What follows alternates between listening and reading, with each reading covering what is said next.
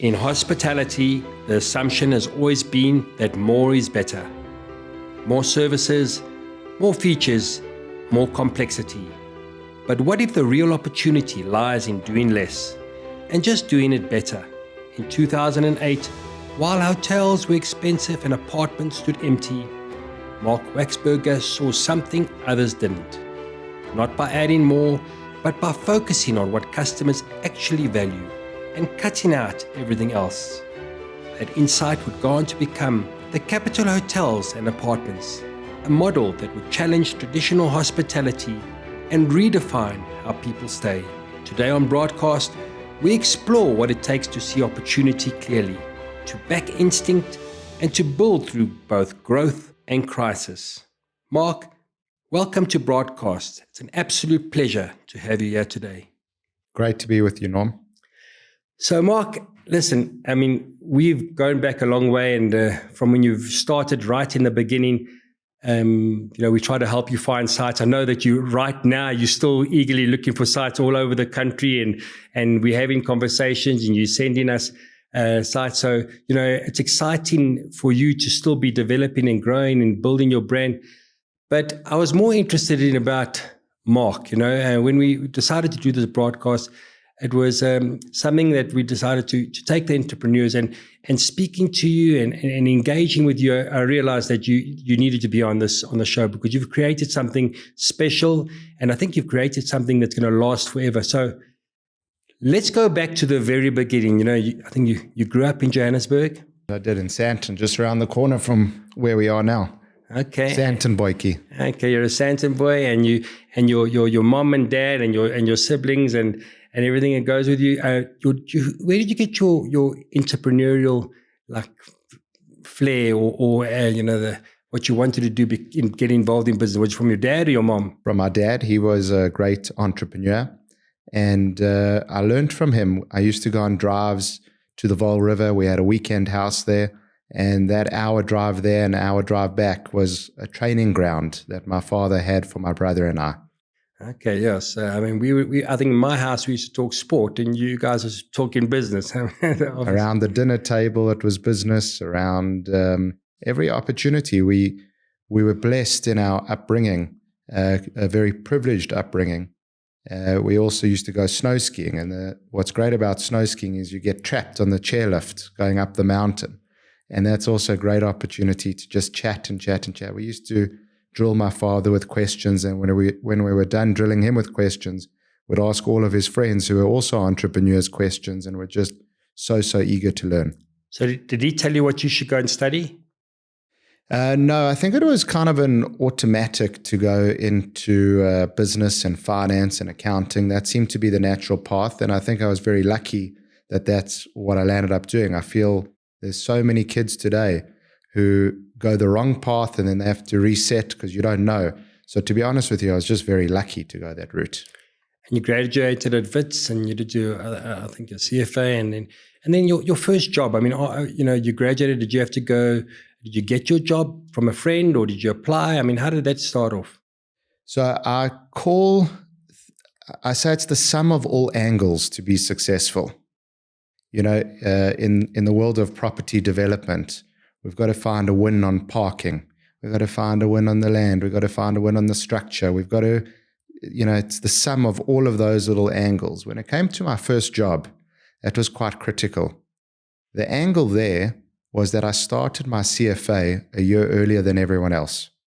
In the third year of BCom, you could apply for a CFA, and because it was on the international American timetable, there was a 4-day window to presenting your BCom in order to get approved to do the CFA.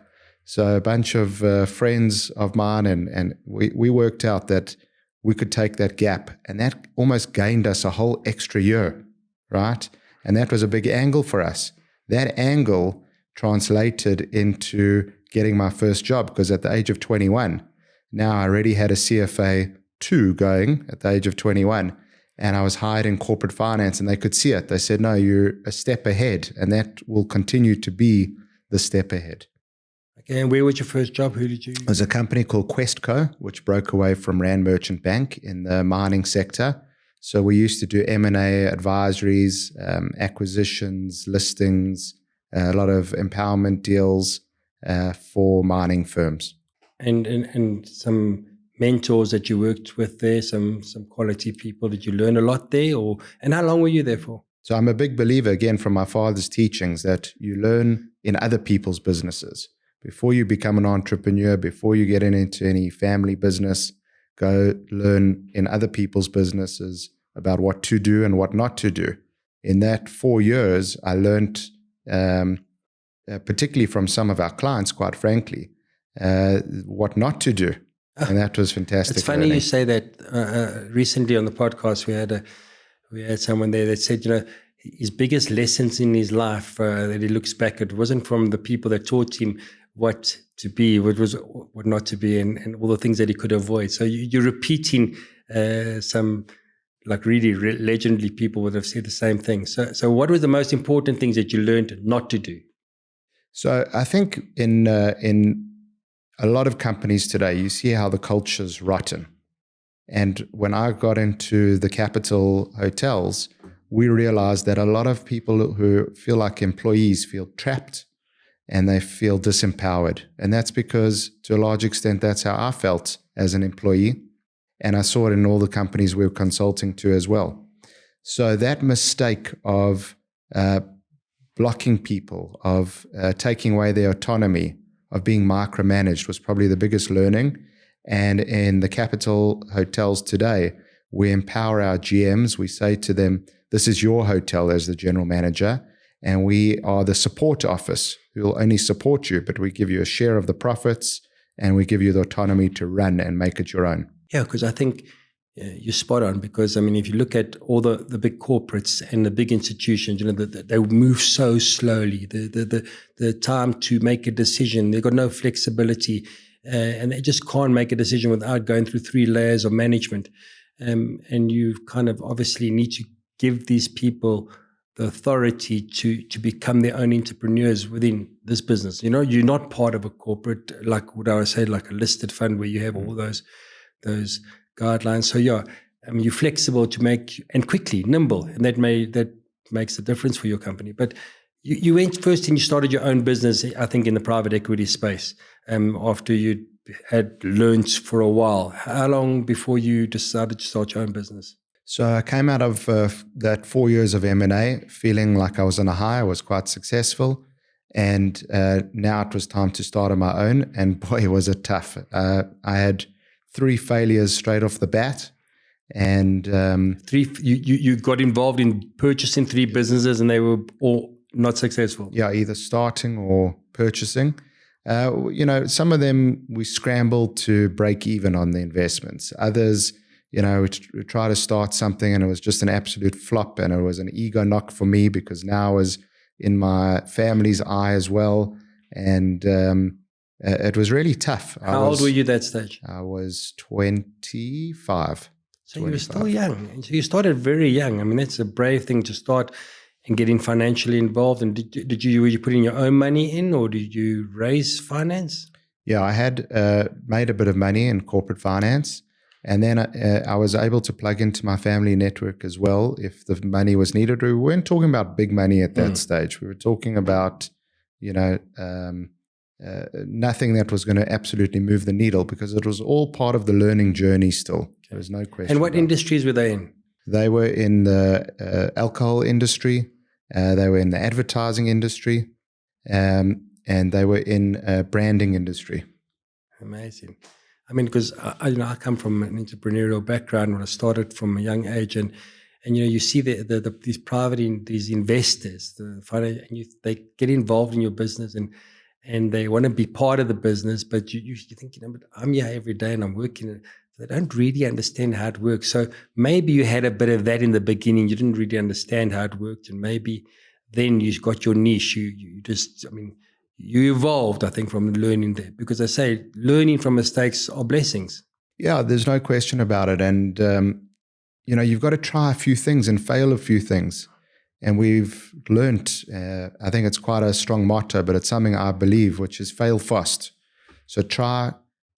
this is what I really believe. I believe you can make anything work. You can make a bad business work. If you put enough effort and you work hard in it, you can make it work and you'll make some money. But you may as well work on the no-brainers. You may as well work on the ones that catch quickly. It just works. So fail fast, 1 or 2 businesses, they weren't great. One I kept for too long, which was not failing fast enough. But then the world of hotels and apartments emerged. So that's where you are today, and that's, I think, where we're going to go to. But your decision-making and your affinity towards the hotel industry or the hospitality industry, was it always there, or was it just like you were intrigued by it, and did you live by it, or did you experience it and say, listen, I can do this better? No, I came from a mathematical mindset into the hotel opportunity. I had traveled and I stayed in hotels. That was my only care for it. But really what happened was I could see, together with a partner of mine, that you could rent apartments for 10,000 Rand a month, and hotels in Sandton, this is 2007, 2008, hotels were 1,500 Rand a night. And so to me, that's just a mathematical equation to say, well, rent at 10,000, sublet at 1,500 per night, and you need a 30% occupancy to break even after expenses. Yeah, I mean, you don't have to be a genius to work that one. Even I can put up my hand, I can work that one out. But you noticed it. You know, I mean, I could never work it out. I mean, because you rent in a place, and then if you stayed the whole time at the hotel, it could cost you 45,000 Rand, but it just didn't make sense. But I mean, then you said, you know what, there's a gap. You saw this gap, but how are you gonna change the gap? Because competing with, I mean, the hotel industry that has been done on for years. I mean, let's just talk about the legends of all legends in South Africa. I mean, the most iconic man, the titan of hotels. Let's talk about Sol. I mean, you knew him. Did you ever meet Sol? I was unfortunate enough that I couldn't meet Sol. I was asked to meet him in his late years, and then we couldn't get it together with COVID. And then unfortunately he passed away, but I would have loved to have met him.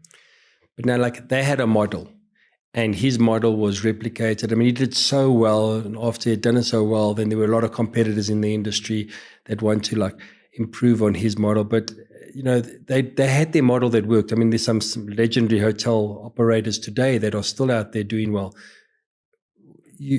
How are you going to take them on? I mean, you're this youngster coming into an industry. You've got an idea. You see a gap, but you know you're going up against the big guns, and they don't like that. Let me just tell you, I don't care how much they think they like you as a person. They don't like to be beaten in business. No competitive businessman likes some youngster to come in and take over their space. I think there's a lot of stories about a lot of people who kind of luck out into their places, because to me it was never a vision. Taking on the big guys. It was never that. It was just, how do you make a buck? And then, okay, let's do this, and then let's do that. And then before you know it, it's now, 17 years later, and we are competing with the Southern Suns and the Sun Internationals of the world, which is what Sol founded. But it was never an objective.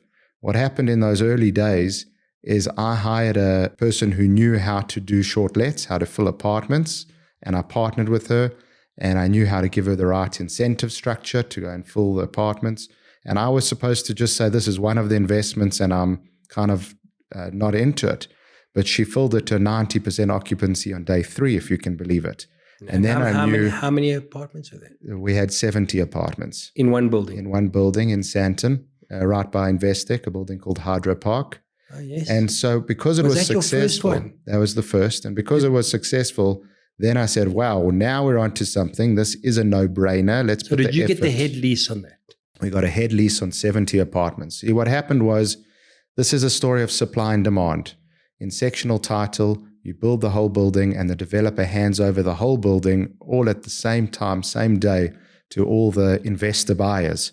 So there were 230 apartments in that building, and 230 people were getting the keys on the same day, and 227 of them wanted a tenant. Only 3 wanted to live there. And so there's a lot of supply on the market now. And we said, okay, we will offer a lease, 10,000 Rand a month. subject to buying a furniture package from us, which we made some money selling this furniture package, which gave us working capital to start the business. And then we said, we're not going to do the norms of any hotel sector, not that I knew what they were. We're not going to do rental pool. We'll just sign a fixed 3-year lease with you. We'll be your tenant for 3 years. And people took it up. We had 70 of the 230 apartments. And I brought in this lady by the name of Pamela. She was unbelievable. She filled it to 90% occupancy by day 3. But that's when I said... On short-term length? Yeah. Or short-term? Short-term let. We were in the days now that 2008, you had the Soccer World Cup coming 2010. You had the Gautrain under construction. You had the stadiums under construction. And we needed to import those skills, the engineering that's required to build stadiums and Gautrain. As an example, we had to import those skills and they needed a space to stay. And they needed a place to stay. And they didn't want to stay in a hotel room for whatever, 2 weeks stay. They wanted to stay in an apartment. And they wanted the flexibility of, I need to stay 2 days longer. I need to go 2 days earlier. So we gave them that. And that was before the Airbnb days that exist today. I mean, I remember that hard drive there. I mean, I remember when it started, and you're right. They were struggling in the beginning. The people that bought it, they were struggling a lot more, came back onto the market and were getting sold. But I mean, that in itself, what you did there, you actually monetized the gap between what you rented it for and what you got. That is it, Pamela, is she still with you today? No, she's not. She exited about 4 years later. She's gone on to be in this business very successfully as well. And your next business, the next property that that one you rented, when did you do your first buy or purchase or development? So we expanded into 2 other properties where we rented in the apartments, subletted nightly. And then came the opportunity of the World Cup. We were full.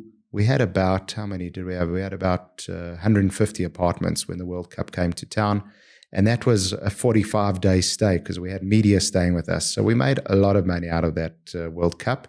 And then we said, well, let's just end the leases. And, you know, the whole hotel sector went into disarray after the World Cup. There was too much supply, too many hotels built.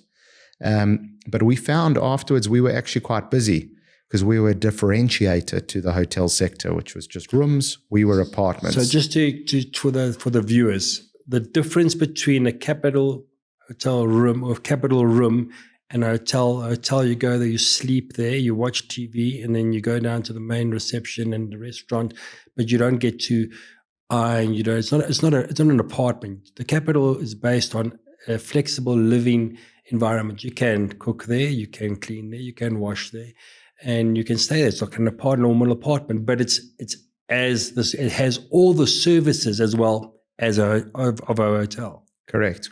Today we're actually more of a regular hotel today with room service and all of those things. And we also have apartments. Yeah. But in the early days, it started off as apartments without a restaurant downstairs. People were buying from Woolies and Checkers, and then they were cooking in their apartment or ordering takeaways or whatever it was. But they got all this. We used to say double the space and half the price because we competed on price in the early days. You know, I think all new entrants into a business, they need to, before there's a brand, before there's standards, they need to compete on price. And we did that in the early days. And it was really successful after the World Cup. And we had clients when everyone else in the hotel sector was reeling. And so that came the opportunity for acquisitions. And we raised private equity capital from the Buffett Group. And off we went buying distressed properties. Yeah, so I mean, I'd like to touch on that because the Buffett Group, and may I mention the guy behind the Buffett Group? Probably not. But I'm saying, what a philanthropist. I mean, he's helped and a lot of businesses. He's been tremendous support for young entrepreneurs and invested and backed them along the way and them in themselves. I mean, I know personally, obviously the Sean and Brad, but they obviously believed in what you were doing. You had actually now proven to them that it was working. They said, listen, let's go and buy or purchase or develop. Your first acquisition, was this one in Sandton? Yes, so it was actually from Baldwin Properties, from Steve. They had developed on balance sheet a property called 20 West. And when 2008 hit, selling apartments became a bit difficult, but they owned it, or it was under construction. And then Steve saw that the World Cup was coming to town. And so he converted the 2-bedroom apartments into a 1-bedroom apartment with an interleading door to a hotel room. So he doubled the number of keys, which is genius of Steve. And there was also, then he added a conference center. So, but the problem was he still couldn't sell it in the run-up to the World Cup. It unfortunately sat empty.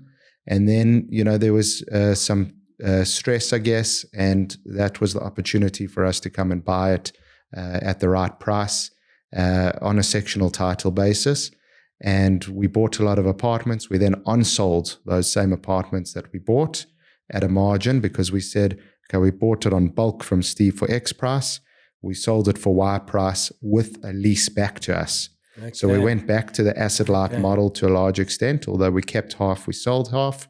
And that gave us the profits, that gave us the capital to then continue to expand into more and more distressed acquisitions.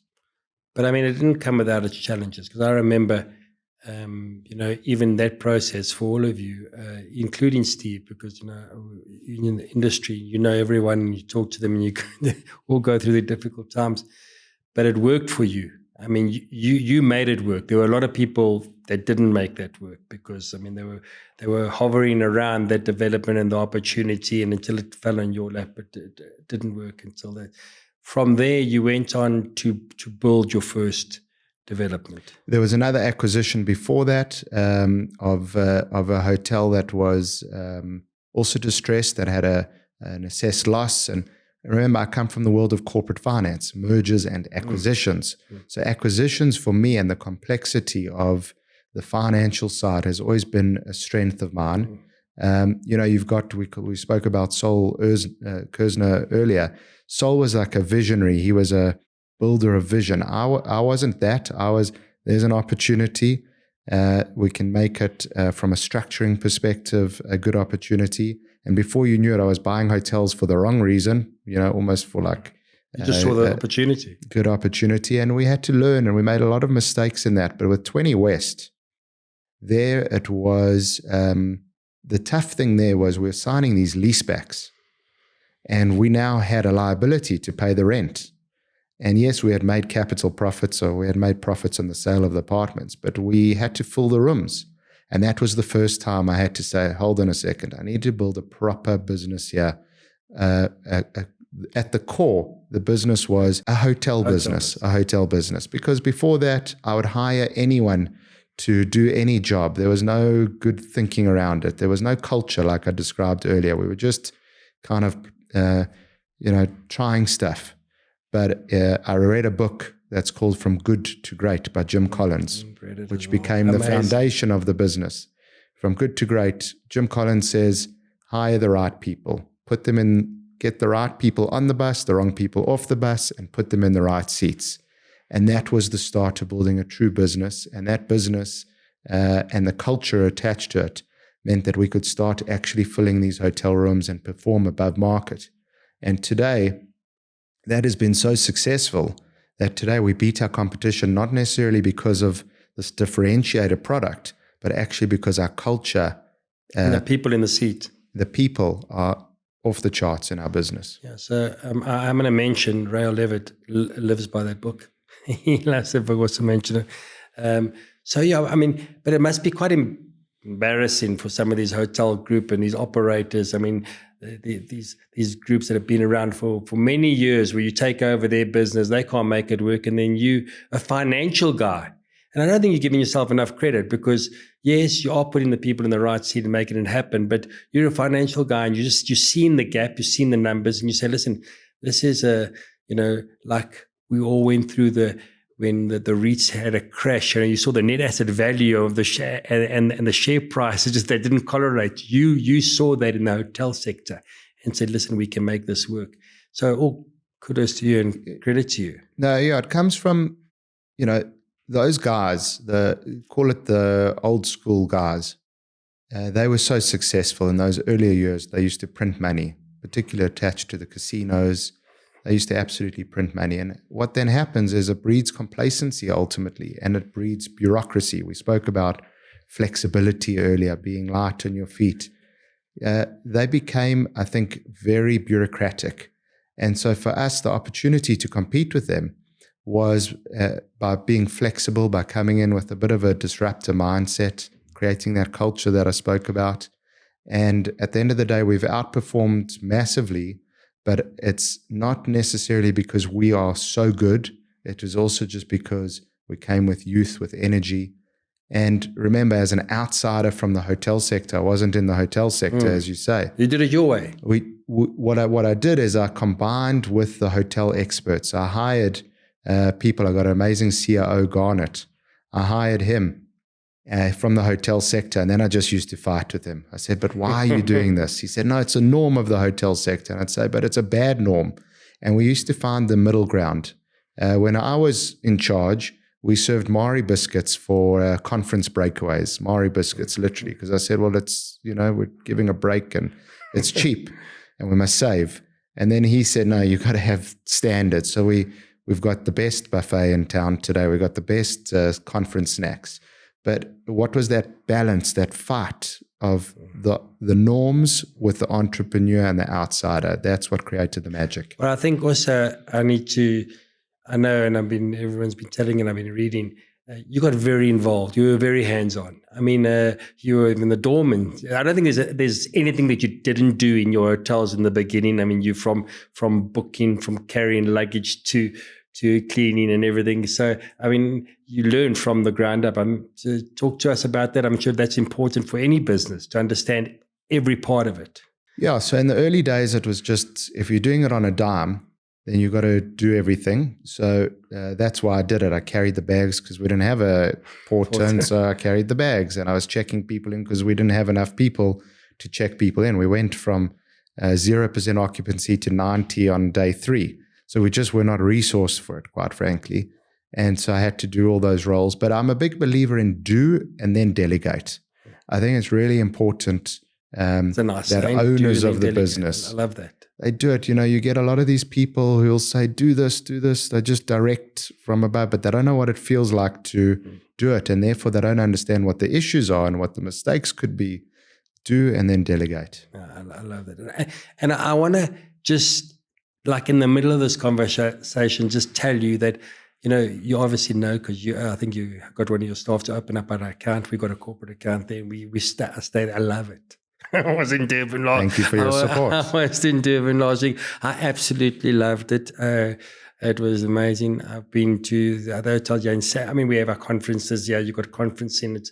It is all new. It is all like, I'm not trying to be critical of the other hotels, but it's fun to stay at a capital. You get to, there's like a vibe. It's young and it's clean and it's fresh and it's new and it's easy. And we were in and out of there, and my staff go there and we enjoy it. So you speak about vibe. We're a believer that vibe brings vibe. Yeah. So you go into a lot of hotels, like you say today, and a lot of them are like a bit dead and a bit stiff. Yeah. But the hotel sector norm is that person will be in a suit, and that suit will look perfect, and they'll stand perfectly upright and straight, and they'll say, Norm, welcome to whatever hotel. But they don't have necessarily the personality. We say to our people, be people. Our porters in the world of hospitality, we say to our porters, talk to our guests, have when you go into our hotels, we have this open plan feel. It's actually a bit crazy and chaotic at times. You'll come in, and the conference centers break out into the lobby, and that creates this energy. And I think it's quite magical to have that constant vibe and movement and people. And that vibe then brings vibe. People don't want to go into dead spaces. They want to go into places where they see other people, and it becomes a self-fulfilling prophecy. Vibe brings on vibe. No, so I think what you've done is made everyone else look at themselves and say, listen, we're falling behind, because I know there's only so much space in hotels. You can only be so full. And I know that because we try book there and you're full all the time. So we can't even get in here. So for conferencing and for things. So they're going to have to up their game. But talk to us about, obviously Airbnb was around, it was around before you got involved. And had a massive impact globally for the hotel sector. I mean, all of a sudden you could go and pay a fraction of the price and stay in an Airbnb and get in and out of there. And I mean, surely you were aware of that at the time? No, so 2008, there was no Airbnb. I'd say about 20, maybe 13, it started hitting South Africa. Up until then, we were one of the only choices. If you wanted an apartment for a night or two, we were the only choice. When Airbnb came, the first thing we said, well, let's list ourselves on Airbnb. That was the natural reaction. And then we realized that, it actually doesn't have any brand protection. So what happens is, if you've got a brand standard like we do, the Capital, we have a certification that a lot of our corporate clients require us to have, that the food is safe, that there's all those standards of, we're in the 4 to 5 star hotel range. So there's always going to be toilet paper at the toilet with us. But Airbnb, it could be that there is or there isn't. And so what we realized is that corporates who stay with us, they want that sense of comfort and trust, really. A brand is trust, that it's always going to be great. Whereas a single traveler or a SME business who travels, they'll be able to take that chance maybe. And Airbnb suits well in that regard. But we're in the game of big conferences, and we're in the game of when Brol comes to us, you don't necessarily travel as 1 or 2. You often travel 5, 6, 7, and you don't like it when there are, this person got that amazing apartment, but this person got the place without toilet paper. It doesn't work. So Airbnb is not for corporates. Airbnb is for small individual travelers. You also provide consistency.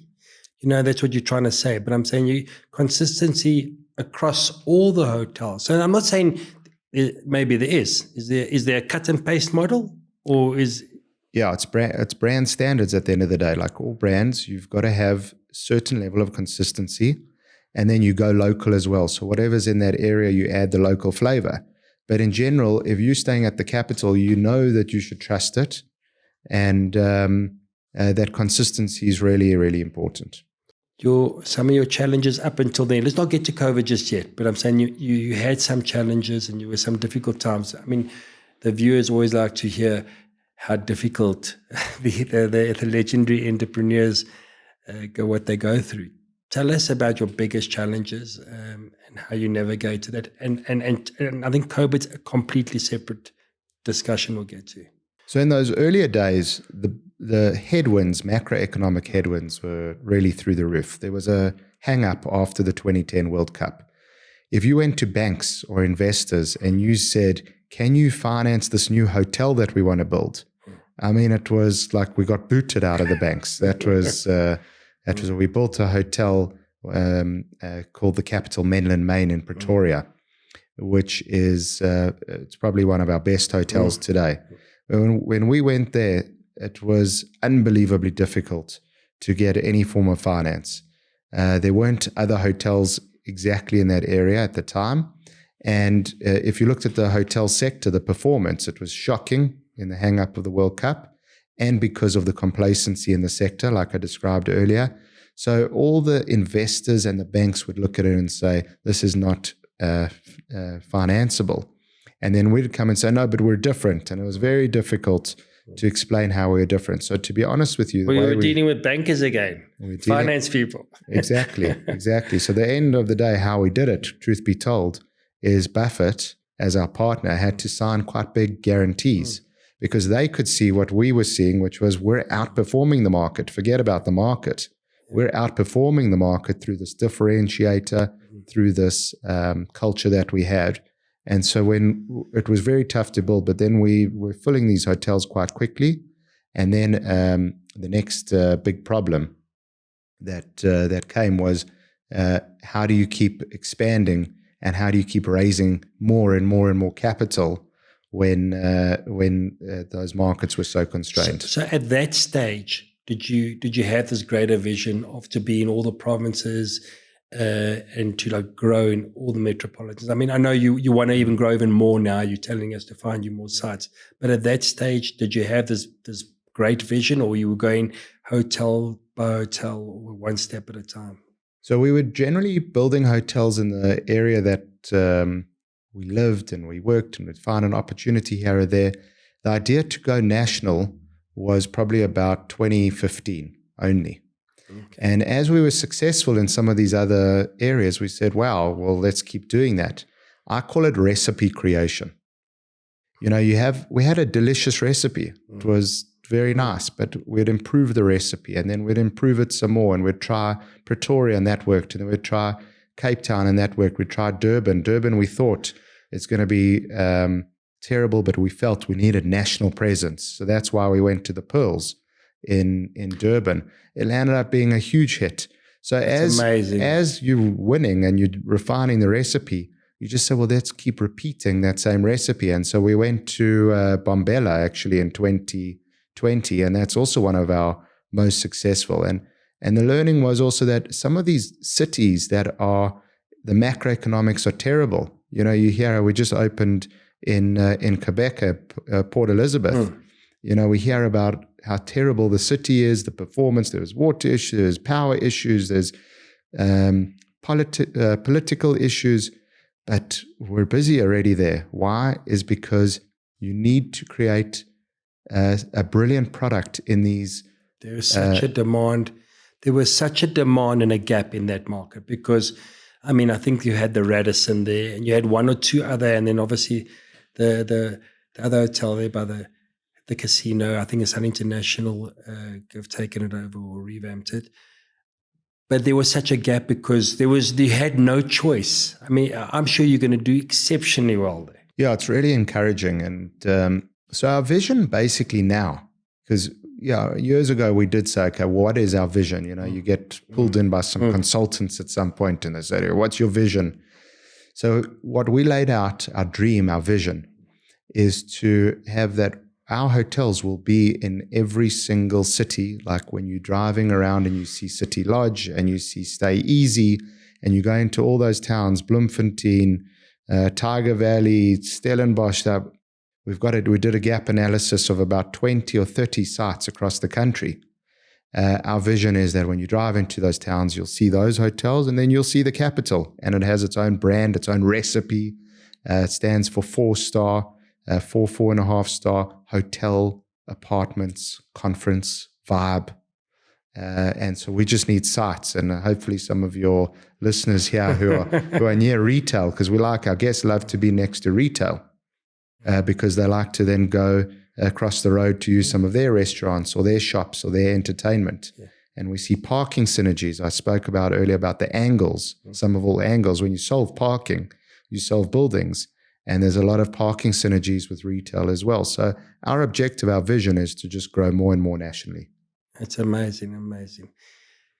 Well, I think anyone that was in the hotel industry over the last decade will know that COVID was an absolute, like the worst nightmare, scary movie, but it was like a real live movie. I mean, the REITs absolutely got obliterated. I mean, they crashed and they were selling assets just to satisfy their investors.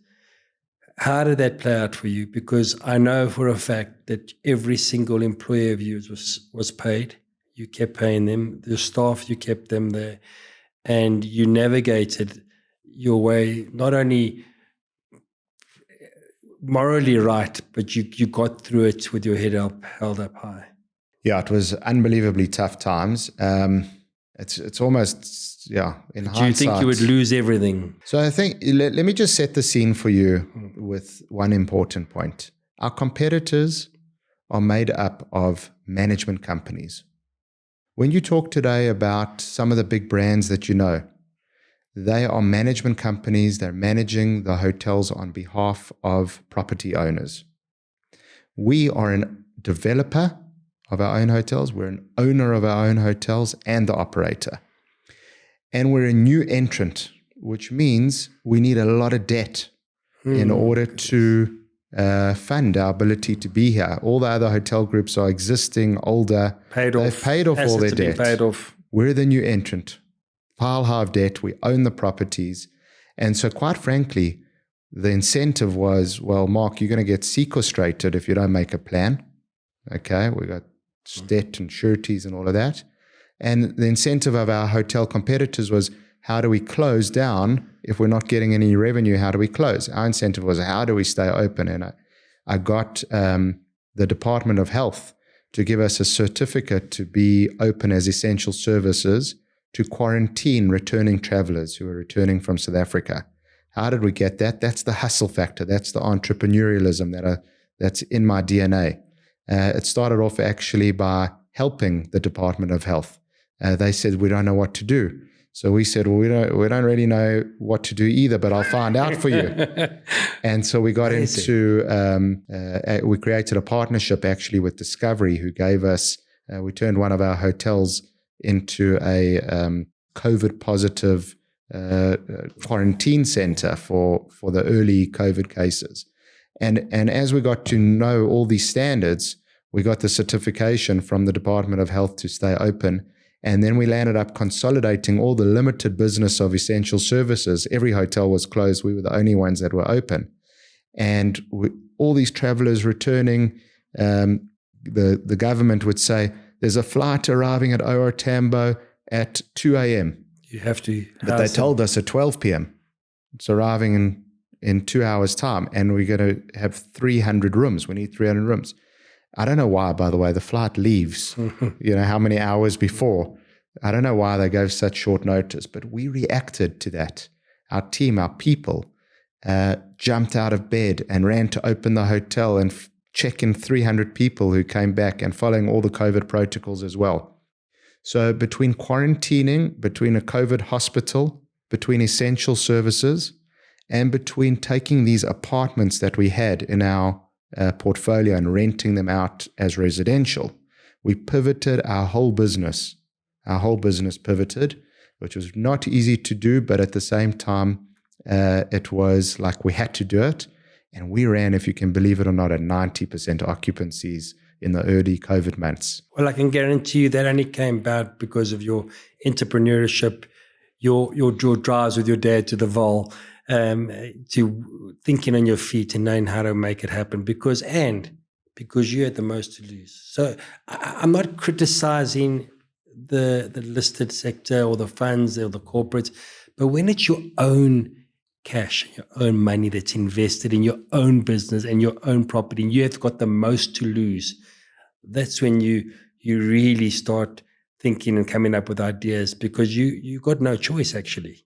Absolutely. It's amazing that when you got no choice, when you have to make a plan, you make a plan. Yeah, there's that story about the Greek warriors when they said burn the ships, we're not turning it around. I remember that story once someone told me. It's a great story.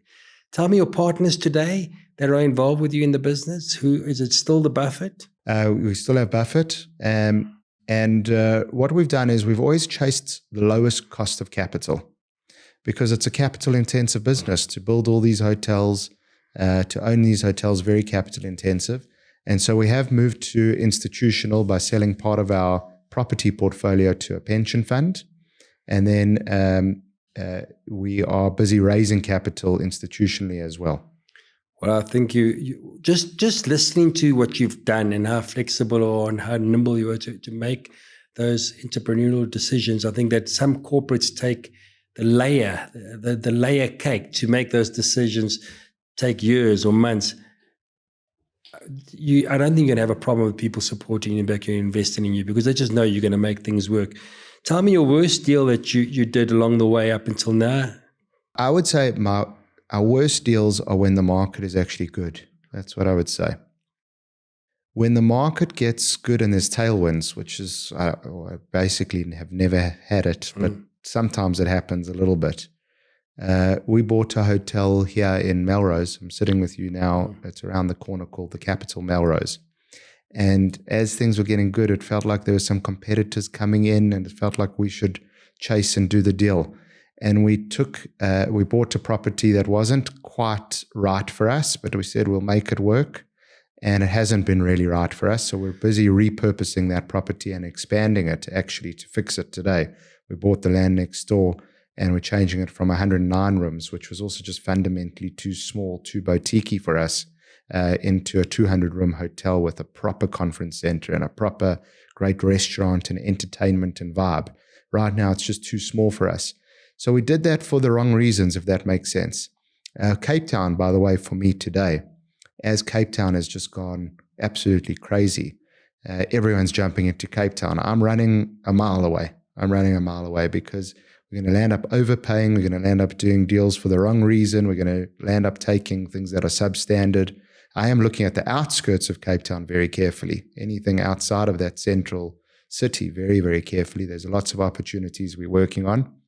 Well, they say you buy when they cry and you sell when they yell. Yeah, and that was, ran perfectly in COVID. In COVID, the rest of the story, after running at 90% occupancies, is we then said, well, if everyone's in distress and we're the only ones who are doing well here, this is the time to go crazy on expansion. Like a perfect storm. Yeah, and so we bought some barley and we bought 15 So was orange. that the best deal that you've ever done? Because I know what it costs to build some barley and I know what you paid for it. Yeah. I mean, was that possibly the best deal that you've done? Yeah, so I mean, it was a 850 million rand property as a replacement cost. That was in business rescue. We bought it for 206 million rand, but we still had to put 100 million rand, and that would be equity that we put into it. So it was not that was not one of the best returns on equity that we've had. There are a lot of other angles to it, corporate finance angles and structuring stuff that was really helpful, but not the best return on equity. But what it did do was it uplifted our whole brand. It really put us on the map.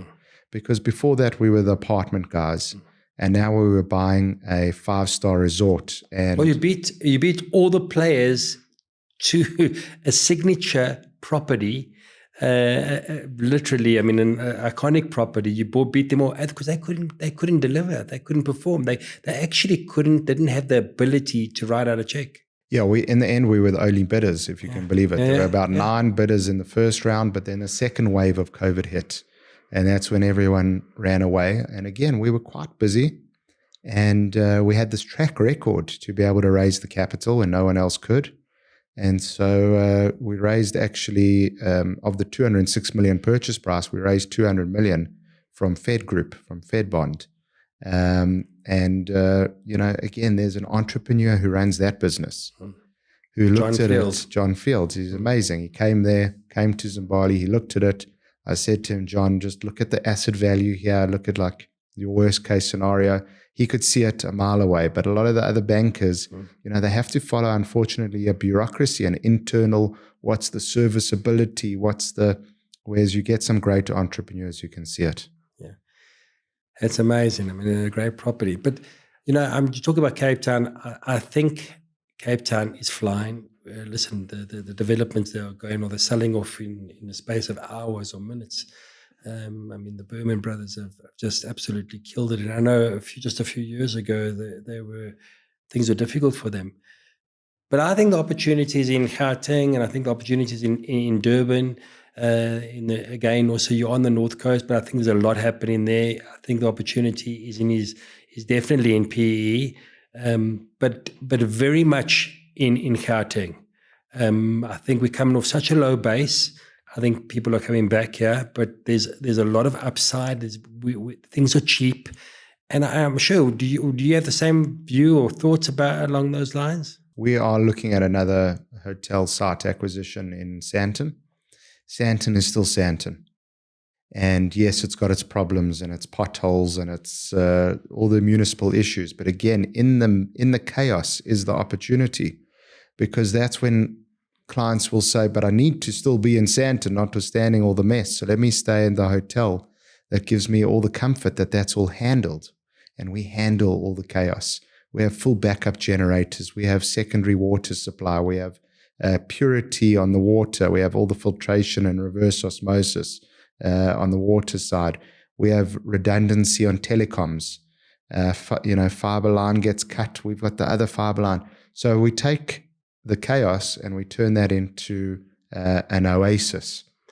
Yeah, so I will tell you a little story because I need to share this with you. But there was a pothole outside my gate. I don't know if you drove in here, you would have seen there's newly tarred road. And I phoned the councillor in the area yesterday in the morning. And I said, there's been a lot of rains. There's this massive pothole, and I don't think it's been fixed or tended to last week. And Can you send someone? And by the time I'd left work here, it was fixed. Really? So that worries me. No, I'm kidding. No, so I'm telling you, there's whoever the council, her name's Belinda. She did an amazing job. She phoned someone at the city and they attended to it. So maybe there is an intention or desire, or just the intention to try and fix like the broken windows, fix the potholes, just to start getting things right, because they also got their jobs at risk. Look, I hope so, obviously. But what I don't do is I don't make decisions on the back of the performance of others. I like to make decisions on what we can control. That's not something we can control. If it works and they fix it, that's great. If they can't, we have all the backup necessary. Do you think you're going to go over offshore, across borders? No, we've looked at it as part of our gap analysis of seeing where we can grow to. What we realized, this recipe creation that I talk about, and we've got a delicious recipe today. Part of that recipe is to say we're going to go where other hotels already are, because we can measure what the market size is that way. We can see the performance and we can try and win more than a fair share of the existing market. And then we can go and raise the debt from the banks on the back of this track record and this recipe.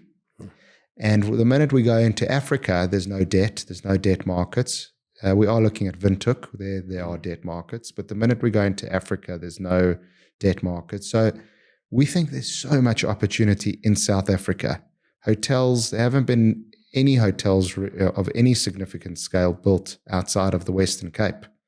And so we want to build those hotels. We want to provide that new hotel experience when everything else is old. And we want to expand in South Africa first and foremost, ideally next to retail, the best shopping center, the best location in all these towns.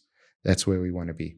Do you have any regrets up until now, that things that you should have done and you haven't done?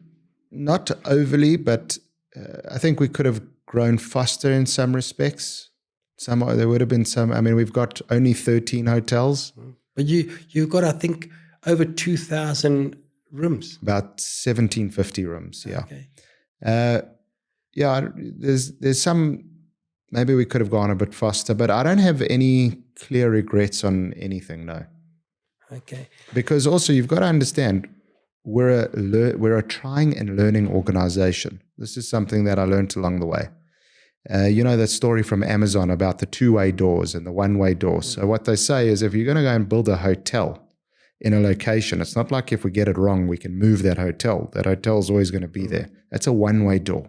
So pay a lot of attention. Do not make any mistake when we choose where to build a hotel. And the one that I said we got the most wrong was here in Melrose. But even that still does whatever, 10, 11% yield. It's not terrible. It's just not unbelievable. But two-way doors per Amazon is where you make a mistake and then you just say, well, that didn't work. Let's go back through the door and undo it. There's so many opportunities where we're making mistakes and we're learning from those mistakes. So I can't have regrets from trying and learning and seeing what works and what doesn't work. Well, I can tell you, I'm from that service industry, was involved in the restaurant business. I mean, you guys are, whatever you're doing well. The training, the serve, whatever you can deliver, you are really doing well. Tell me in a word to describe, or maybe I should say not a word, maybe a phrase to describe your business, because you have disrupted, and I don't want you to use the word disrupt, but you have disrupted the hotel industry, but so is Airbnb, and so did COVID. What would you say in a phrase to describe your business? I would describe it as flexible. Yes, in the early days, we were the disruptor and we came in that way. Today, the flexibility mindset has been our biggest win. We have hotel meets apartments. That's flexible. Sometimes someone wants to stay in the apartment. Sometimes it's the hotel room. Sometimes you combine them together and it becomes a 2-bedroom apartment for when families come.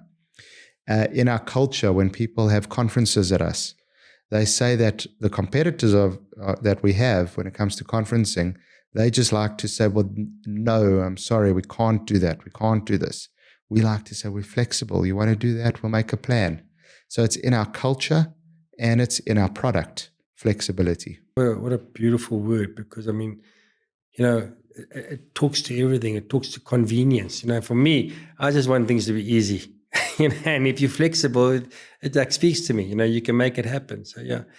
And then for young guys that are coming and want to get involved in the hospitality industry, or let's take it one step back. Let's say for young qualified graduates that are actually want to get involved in business, what message have you got for them? What could you tell them along that before they get to hospitality? What message can you tell for young graduates should they go into the corporate world? I don't want to put words in your mouth, but what would your message be to them? I do want to reconcile to the beginning of this conversation, because that's still for me the strongest point. As my dad taught me, go make mistakes in other people's business first.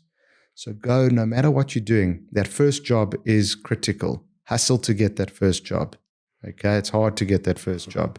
Today, by the way, we hire from learners, 18 years old. We have those learnership programs in-house. A lot of other people outsource learnership.